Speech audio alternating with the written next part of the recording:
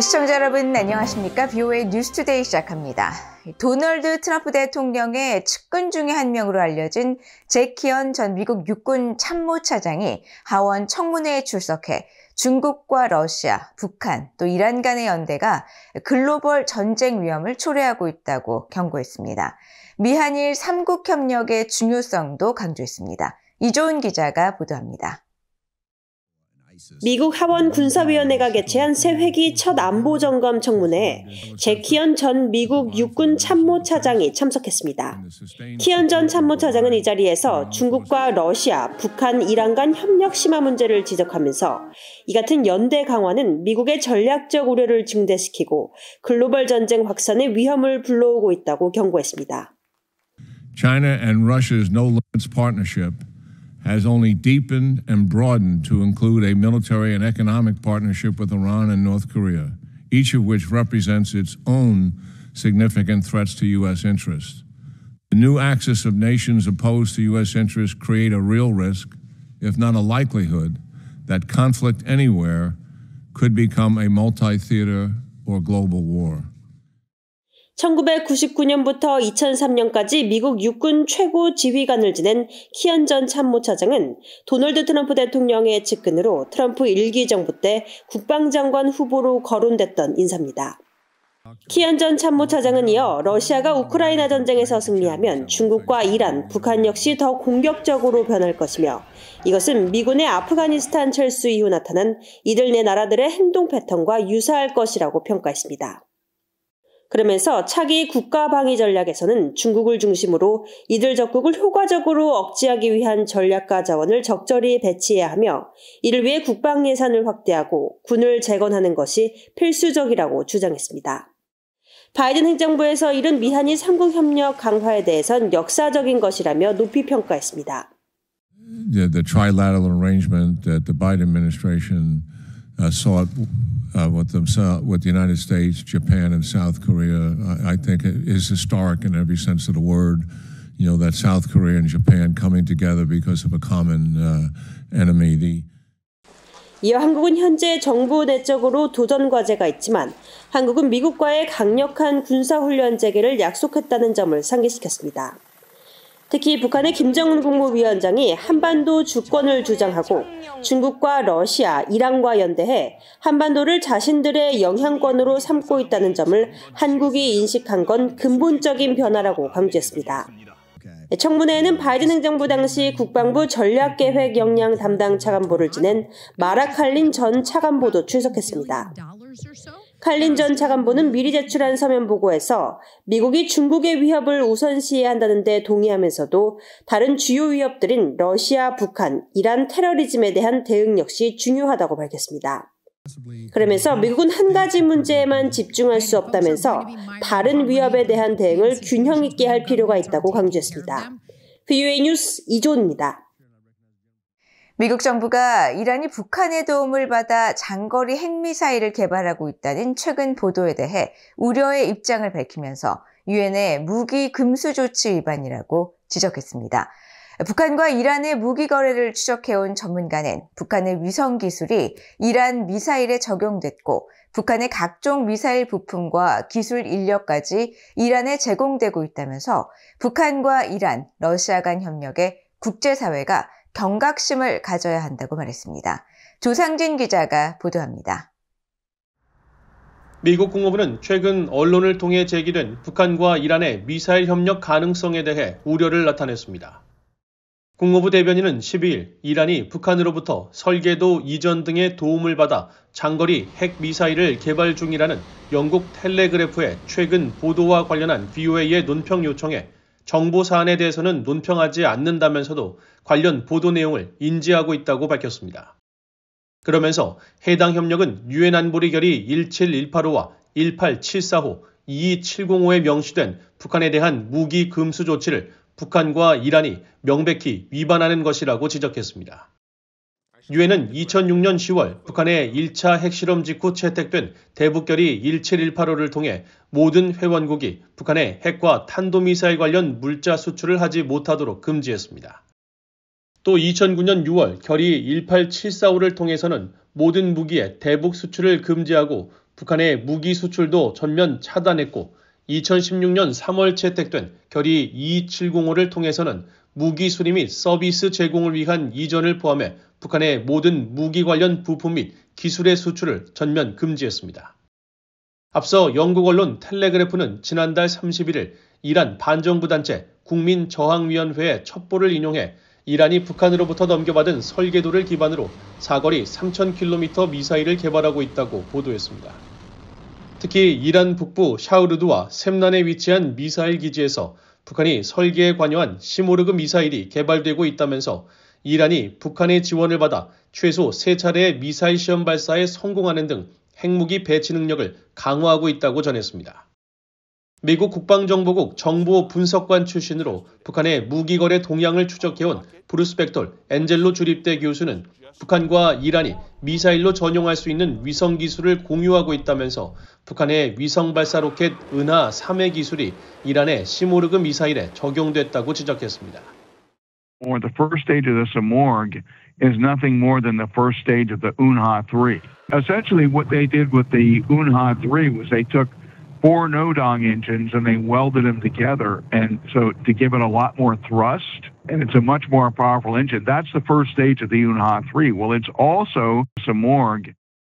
벡톨 교수는 이어 북한이 이전한 미사일 기술은 위성 발사용으로 개발됐지만 탑재 탄두만 위성에서 핵탄두로 바꾸면 핵 미사일로 전용 가능하다면서 이란이 화성 15형 등 북한의 진일보한 대륙간 탄도미사일 ICBM 기술도 제공받고 있을 가능성이 크다고 분석했습니다. 또 지난해 4월 북한 대표단이 이란을 방문했을 당시 미사일 기지를 직접 시찰한 것을 내부 소식통을 통해 확인했다면서 이란이 단순 설계도뿐 아니라 추진체와 부품, 기술 인력 등을 지원받고 있다고 밝혔습니다. Obviously, they continue to develop and tweak and improve these missiles, right? So what does that take? Well, it's more than just blueprints. They got to get the parts from the North Koreans too, right? And certainly, when the North Koreans developed the Simorgh for the Iranians, they had technicians over there. 벡톨 교수는 그러면서 북한과 이란의 관계는 상호 기술 교류나 협력이 아니라 북한이 이란의 미사일을 확산하는 행위라며 양국 협력에 국제사회가 더 경각심을 가져야 한다고 지적했습니다.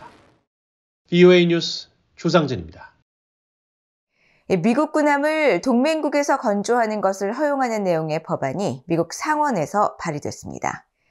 공화당의 마이클 리 상원의원과 존 커티스 상원의원이 지난 5일 공동 발의한 해군 준비태세 보장법은 미국과 상호 방위협정을 체결한 인도태평양 국가나 북대서양조약기구 나토 회원국의 조선소에서 군함이나 관련 부품을 건조하는 방안을 허용하도록 했습니다. 두 의원은 또 같은 날 해안경비대가 동맹국의 조선소에서 주요 선박 부품을 건조하는 것을 허용하는 내용의 해안경비대 준비태세 보장법도 공동 발의했습니다. 커티스 의원은 이날 성명에서 두 법안은 미국 해군과 해안경비대를 강화하는 동시에 비용을 절감하고 신뢰할 수 있는 파트너와의 동맹을 강화하기 위한 상식적인 조치를 담고 있다고 밝혔습니다. 한반도 주변 해역을 포함한 서태평양을 관할하는 미군 해군 제7함대가 미국 해군의 로스앤젤레스급 핵추진 잠수함 알렉산드리아함이 지난 10일 예정대로 부산에 입항했으며 이것은 인도태평양 지역에 대한 미국의 헌신을 보여주는 것이라고 밝혔습니다. 미 해군 제7함대 공보실은 12일 북한이 알렉산드리아함의 부산 입항을 비난한 데 대한 BOA의 논평 요청에 이같이 밝히고 알렉산드리아함의 부산 기항은 미국 잠수함 전력이 동맹국인 한국과 함께 수행하는 많은 훈련과 작전, 군사 협력 활동을 보완한다고 설명했습니다. 앞서 북한의 노동당 기관지인 노동신문은 10일 담화를 통해 미국 핵잠수함의 조선반도 지역 출현은 변할 수 없는 미국의 대조선 대결관계의 집중적 표현이며 군사적 긴장 상황을 더욱 격화시키는 불안정 요소라고 주장하면서 상응하는 힘으로 견제하겠다고 밝혔습니다. 미국인 여성이 북한 정보기술 IT 인력의 위장 취업을 도운 혐의를 인정했다고 미국 법무부가 밝혔습니다. 이 여성과 북한은 취업 사기를 통해 $1,700만 이상의 불법 수익을 만든 것으로 파악됐습니다. 조은정 기자가 보도합니다. 미국 애리조나주에 거주하는 48세 여성 크리스티나 마리 챗먼이 받은 혐의는 모두 3가지입니다. 해외 정보기술 IT 노동자들의 위장 취업을 돕기 위한 전자기기 사기와 신분 도용, 돈 세탁 공모 등입니다. 챗먼은 11일 워싱턴 DC 연방법원에서 이들 3가지 혐의에 대해 유죄를 인정했다고 미국 법무부가 11일 밝혔습니다. 법원 문서에 따르면 챗먼은 2020년 10월부터 2023년 10월까지 해외 IT 노동자들과 공모해 미국 시민들의 신분을 도용하고 이를 통해 원격 IT 직무에 지원한 후 거짓 서류를 국토안보부에 제출했습니다. 챗먼과 북한은 이를 통해 1,700만 달러 이상의 불법 수익을 창출했다고 법무부는 지적했습니다. 또 이 돈의 대부분은 신분 도용된 실제 미국인들의 이름으로 국세청 IRS에 보고됐다고 밝혔습니다. 법무부는 그러나 이 해외 IT 노동자들이 북한 노동자라는 점을 명확하게 언급하지 않았습니다. 다만 이들 해외 IT 노동자들은 미국의 대기업을 포함한 수백 개 회사에서 일자리를 얻었고 주로 임시 인력업체나 계약회사들을 통해 고용됐다고 밝혔습니다. 챗먼은 자택에서 랩톱팜을 운영하면서 미국 기업들로부터 받은 컴퓨터들을 처리했으며 이를 통해 해외 노동자들이 미국 내에 있는 것처럼 보이게 했고 그 결과 해외 IT 노동자들은 미국 기업들의 내부 시스템에 접근할 수 있었습니다. 이로 인해 피해를 입은 미국 기업은 300곳 이상이며 신분이 도용된 미국인은 70명 이상으로 파악됐습니다. 챗먼에 대한 최종 형량은 오는 6월 16일 선고될 예정입니다. 유죄 협상에 따라 양측은 법원이 94개월에서 111개월의 형을 선고할 것을 권고했다고 법무부는 밝혔습니다. 최근 들어 미국 정부는 북한의 해외 IT 노동자와 이들의 불법 활동을 겨냥한 여러 조치를 내놓고 있습니다. 앞서 미국 법무부는 지난달 23일 국적과 신분을 속이고 미국 IT 회사로부터 일감을 수주한 북한인 2명과 이를 도운 멕시코인 1명, 미국인 2명을 기소했습니다. 이들 북한인은 위장 취업을 통해서 64곳의 미국 기업에서 약 86만 달러를 챙긴 것으로 나타났습니다. 한편 미국 국무부와 연방수사국 FBI, 한국외교부와 경찰청, 국가정보원은 2023년 공동 공익 발표문 형태의 합동주의보를 통해 북한 IT 노동자들의 취업 수법 등을 공개하면서 미국 기업들의 주의를 당부했습니다. VOA 뉴스 조은정입니다. 미국 내 한인 이산가족 관련 법안이 미국 상원에서 다시 발의됐습니다. 민주당의 팀 케인 상원의원과 공화당의 테디 크루즈 의원은 12일 보도자료를 통해 한국전쟁 이후 북한에 있는 친지와 헤어진 미국 내 한인 이산가족의 상복을 돕기 위한 미주 한인 이산가족 국가등록 법안을 발의했다고 밝혔습니다. 이 법안은 미국 국무부가 북한에 가족을 둔 미국 내 한인들의 정보를 담은 국가등록부를 구축하도록 하는 내용이 핵심입니다.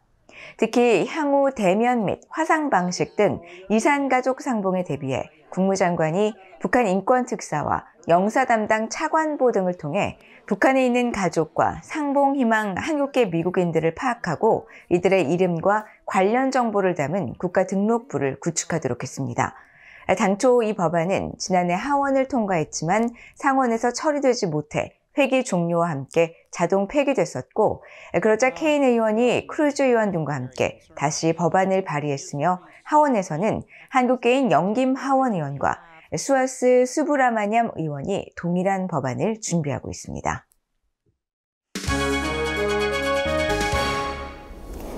국제뉴스입니다. 러시아에 3년 반 동안 구금돼 있던 미국인 마크 포겔 씨가 석방돼 미국에 도착했습니다. 마약 밀반입 혐의로 러시아 법원으로부터 14년형을 선고받고 복역 중이던 63살의 포겔 씨는 11일 항공편으로 귀국한 뒤 백악관에서 도널드 트럼프 대통령의 환영을 받았습니다. 2021년 8월 러시아 모스크바 공항에서 17g의 의료용 마리화나를 소지한 혐의로 체포됐던 포겔 씨의 석방은 스티브 위트코프 미국 대통령 중동 특사가 이날 모스크바를 전격 방문한 가운데 이루어졌습니다. 트럼프 대통령은 포겔 씨 석방이 러시아 측의 선의의 표시였다며 블라디미르 푸틴 대통령의 결정에 사의를 표했으며 이번 석방이 우리가 우크라이나 전쟁을 끝내고 수백만 명이 죽는 일을 멈출 수 있는 관계의 시작점이 되길 바란다고 밝혔습니다. 한편 드미트리 페스코프 크렘린궁 대변인은 12일 기자들에게 포겔시 석방의 대가로 러시아 국적자 1명이 미국 교도소에서 풀려났으며 며칠 내 귀국할 것이라고 말했습니다. 또 이번 맞교환이 우크라이나전 종전에 기여하길 바란다는 트럼프 대통령의 발언에 대해서는 돌파구 마련의 순간이 되기는 힘들 것이라면서 다만 조금씩 상호 신뢰를 구축하기 위한 단계로 현재 가장 낮은 단계에 있다고 말했다고 로이터 통신이 보도했습니다. 마르코 루비오 미국 국무장관이 바레인과 아랍에미리트 연합 UAE 지도자들과 팔레스타인 가자 지구 등 중동 문제에 대해 논의했다고 국무부가 밝혔습니다. 테미 브루스 국무부 대변인은 11일 보도 자료를 통해 루비오 장관이 살만 빈 하마드 알칼리파 바레인 왕세자 겸 총리와 대화했으며 중동 전역의 지속적인 평화와 안정을 위한 역사적 기회와 영내 안보에 대한 지지에 대해 논의했다고 밝혔습니다. 또 두 사람은 미국과 바레인 간 경제와 안보 관계 강화, 전략적 파트너십에 대해서도 논의했다고 전했습니다. 한편 루비오 장관은 이날 아랍에미리트의 모하메드 빈 자예드 알나히안 대통령과도 전화통화를 했습니다. 브루스 대변인은 별도 보도자료에서 루비오 장관과 알라히안 대통령이 가자지구 휴전 합의 이행과 하마스가 억류 중인 인질 전원 석방의 중요성에 대해 논의했으며 특히 루비오 장관은 가자지구에 대한 UAE의 인도주의적 지원에 사의를 표하는 한편 하마스가 다시는 가자를 통치하거나 이스라엘을 위협하지 못하도록 해야 한다고 강조했다고 전했습니다. 우크라이나가 러시아와의 휴전 협상과 관련해 크림반도와 우크라이나 동부를 점령당하기 이전에 국경으로 돌아가기는 힘들 것이라고 피터 헤그세스 미국 국방장관이 밝혔습니다. 헤그세스 장관은 12일 벨기에 북대서양조약기구 나토 본부에서 열린 우크라이나 동맹국 회의에서 이같이 밝히고 미국도 유럽과 마찬가지로 주권적이고 번영하는 우크라이나를 원하지만 2014년 이전에 우크라이나 국경으로 돌아가는 것은 비현실적 목표라는 점을 인식하는 데서부터 시작해야 한다고 강조했습니다. 헤클세스 장관은 이어 러시아와의 전쟁을 끝내고 재발을 방지하려면 강력한 안전보장이 필요하다면서도 우크라이나의 나토 가입이 협상을 거친 합의안의 현실적 결과일 것이라고는 생각하지 않는다고 말했습니다. 또 우크라이나의 안전보장은 유능한 유럽과 비유럽 병력들에 의해 뒷받침돼야 하며 이 병력은 한 회원국에 대한 공격은 전체에 대한 공격이라는 나토 헌장 5조가 적용되지 않는 비나토 임무군이어야 한다고 주장했습니다. 러시아는 2014년 3월 우크라이나 남부 크림반도를 침공해 강제 합병했으며 이후 동부 도네츠크와 루안스크를 아우르는 돈바스 지역 내 친러 분리주의자들을 지원하고 친러 지방정부를 수립하는 등 일부 지역을 점령했으며 현재 전쟁 상황에서 러시아는 우크라이나 영토의 약 20%를 점령하고 있습니다. 팔레스타인 무장정파 하마스가 인질을 석방하지 않을 경우 공격을 재개할 것이라고 베냐민 네타냐후 이스라엘 총리가 밝혔습니다. 네타냐후 총리는 11일 성명을 통해 하마스가 오는 15일 토요일 정오까지 인질들을 돌려보내지 않으면 휴전은 종료되고 이스라엘군은 하마스를 물리칠 때까지 격렬한 전투를 재개할 것이라고 경고하고 군의 가자 내부와 주변의 병력을 집결할 것을 지시했다고 밝혔습니다. 이 같은 경고는 하마스가 지난 10일 이스라엘이 가자 주민 복귀 방해 등 휴전 합의를 위반했다며 15일로 예정된 인질 석방을 연기한다고 밝힌 데 뒤이은 것입니다. 양측 간 휴전을 중재해온 미국의 도널드 트럼프 대통령도 지난 10일 모든 인질 석방을 요구하며 15일까지 이행하지 않을 경우 휴전을 취소하겠다고 밝혔었습니다. 하마스는 지난달 19일 휴전 발효 이후 21명의 인질을 석방했고 이스라엘도 자국 내 팔레스타인 수감자 730여 명을 석방했으며 로이터 통신은 네타냐후 총리의 발언이 76명 인질 전원 석방을 요구하는 것인지 15일 석방이 예정된 3명에 대한 요구인지는 명확하지 않다고 보도했습니다. 이상으로 BOA 뉴스투데이를 모두 마칩니다. 시청해주신 여러분 고맙습니다.